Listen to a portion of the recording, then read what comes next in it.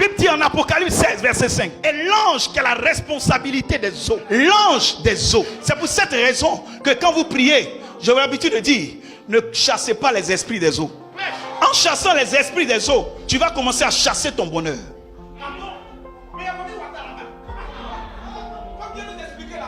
Écoutez-moi très bien.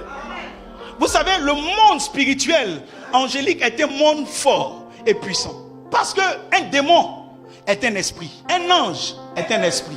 Donc, quand vous commencez à chasser l'esprit des eaux, vous devez localiser qui vous chassez. On ne chasse pas les esprits des eaux, mais on chasse les démons des eaux. On ne chasse pas les esprits des eaux, mais on chasse les démons des eaux.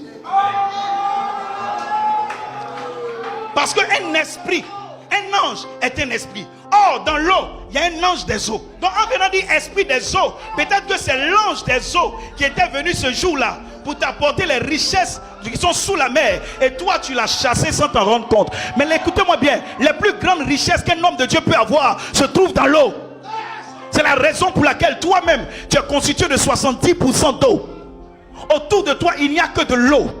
Mais je suis en train de te dire que ce soir, l'ange des eaux sera prêt à activer des choses. Et là, je vais rentrer maintenant dans certains mystères. C'est pour cette raison que je vais vous dire, il n'existe aucun poisson au monde qui a la capacité d'avaler un homme et de le vomir, si ce n'est pas un ange.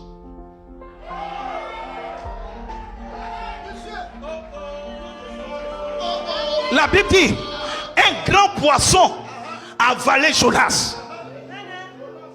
Or, l'ange, le mot ange veut dire quoi? Ange vient du grec angelos. Angelos qui signifie messager ou envoyé. Donc écoutez-moi bien. Il dit quoi? Un ange signifie quoi? Envoyé ou messager. Mais quand Jésus dit à l'aveugle, va au réservoir de Siloé, qui signifie quoi?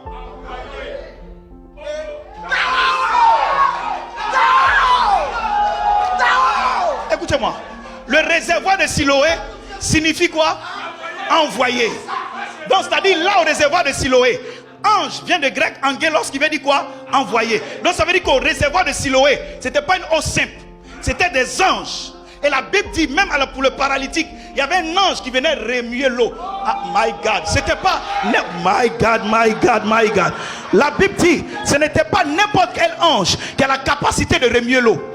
Il dit quand l'ange vient remuer l'eau, celui qui tombe dedans guérit. Il y a un ange qui est chargé de l'eau, qui connaît les mystères qui sont dans l'eau, qui a la capacité de réveiller. C'est cet ange-là qui a récupéré Jonas.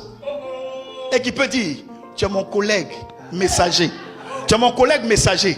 Comme tu es rebelle à la voix de celui qui nous envoie, moi-même, je peux te révéler là où tu dois aller. Permettez-moi de vous dire que quand vous arrivez dans le Nouveau Testament, vous découvrez que l'ange des eaux s'est matérialisé avec Jésus. C'est quel poisson vous allez aller pêcher, vous prenez l'argent dans sa bouche. Jésus devait payer l'impôt. Il avait besoin de quoi? D'argent. Il dit à ses disciples, allez dans l'eau. Oh my God. Normalement, quand on pêche un poisson, on fait quoi? On fait quoi? Mais quand ils ont pris l'argent, ils ont fait quoi? Pourquoi? Pourquoi ce poisson-là, on ne le mange pas? Bien aimé, ce poisson, on ne le détruit pas. On ne le détruit pas. C'est pourquoi tous ceux qui seront en alliance avec l'ange des eaux, aucun homme ne pourra vous détruire. Ah, je suis en train de dire à quelqu'un, donc l'ange des eaux, le poisson que les disciples ont pêché, ce n'était pas un poisson naturel, ce n'était pas un poisson normal, mais c'était un ange qui est chargé d'être dans l'eau. Et quel est son rôle? Quand vous lisez Apocalypse, vous verrez que l'ange des eaux, c'est lui qui provoque les catastrophes. C'est lui qui fait que les navires, n'est-ce pas, s'écroulent, chavirent. Il est chargé de faire quoi? D'attirer la richesse des eaux. Et quand vous avez traité avec cet ange, vous allez comprendre que l'ange qui a pris le statère pour payer l'impôt, ce n'est pas de l'argent qu'on fabrique. C'est pour cette raison, écoutez-moi bien. Je vais dire à quelqu'un, tu es en train de prier pour que l'argent quitte du plafond pour tomber. Ça n'existe plus. Parce qu'aujourd'hui, tous les billets des banques sont numérotés.